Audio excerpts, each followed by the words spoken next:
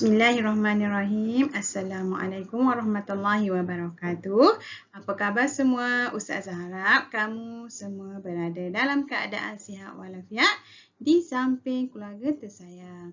Okey, baiklah anak-anak, hari ini kita akan belajar mata pelajaran Pendidikan Islam tahun 5 dalam bidang akidah, iaitu tajuk bijak berkomunikasi. Baiklah anak-anak, sebelum kita memulakan pelajaran kita pada hari ini, marilah sama-sama kita membacakan doa. Bismillahirrahmanirrahim. Allahumma ftah alaina hikmataka wa anshur alaina min khazaini rahmatika ya arhamar rahimin.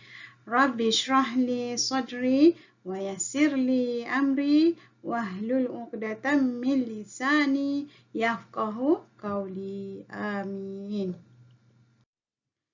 Baiklah anak-anak, terlebih dahulu mari kita sama-sama lihat pengertian komunikasi.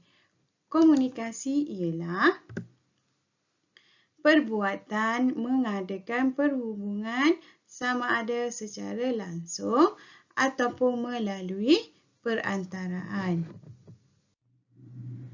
Dalil yang berkaitan dengan komunikasi ialah sabda Rasulullah SAW, al-muslimu man salima al-muslimuna min lisanihi wa yadihi. Rawahul Bukhari. Maksudnya, Muslim ialah yang memberikan kesejahteraan kepada Muslim yang lain dengan lidah dan tangan. Riwayat Bukhari. Hukum berkomunikasi adalah harus dengan syarat menjaga batasan yang telah ditetapkan agar tidak melakukan dosa seperti mengumpat, mencela, menghina, berdusta, berbohong dan lain-lain. Baiklah anak-anak, seterusnya kita lihat adab-adab berkomunikasi. Yang pertama, memulakan komunikasi dengan salam. Yang kedua, memilih kata-kata yang baik. Jadi kita dilarang untuk berkata-kata yang tidak elok dan menyakiti orang lain. Okey, yang seterusnya, yang ketiga, sopan dan lemah lembut dalam percakapan. Yang keempat, berkomunikasi mengikut keperluan. Yang kelima, memberikan perhatian ketika orang lain bercakap.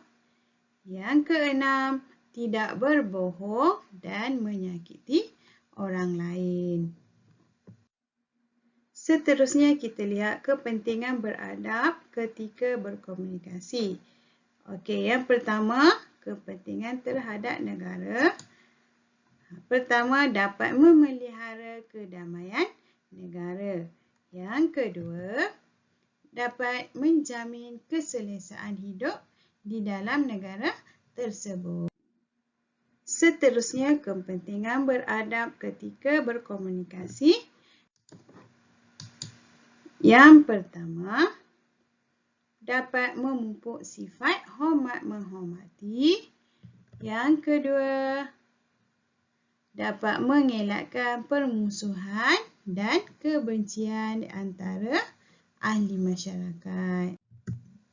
Dan seterusnya, kita lihat kepentingan beradab ketika berkomunikasi untuk individu. Yang pertama, akan disenangi orang sekeliling.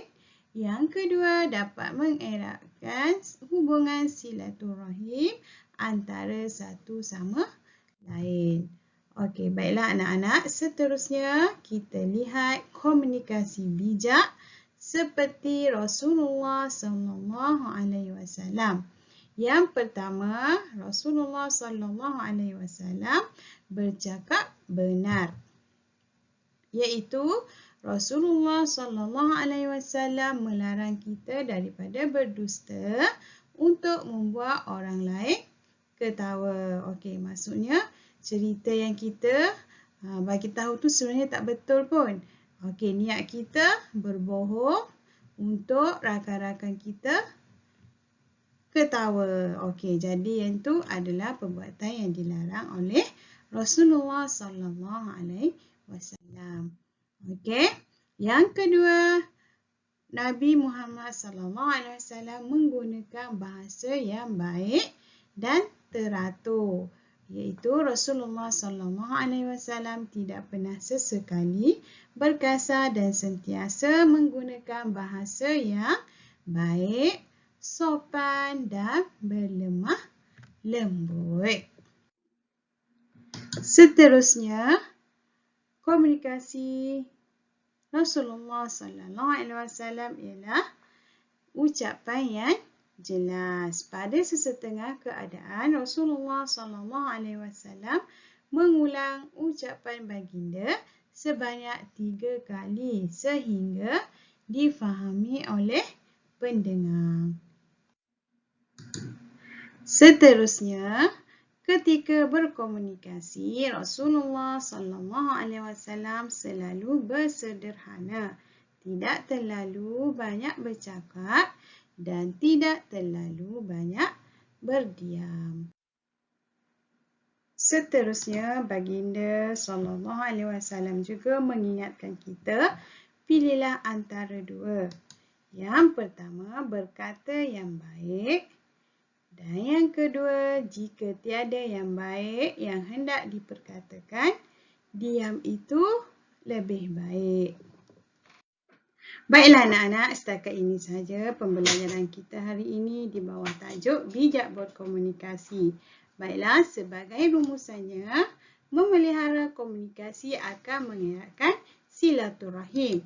Yang kedua, bercakap sopan melambangkan kemurnian hati. Dan yang terakhir, komunikasi yang sihat dapat menjamin kesejahteraan emosi, mental dan fizikal kita semua.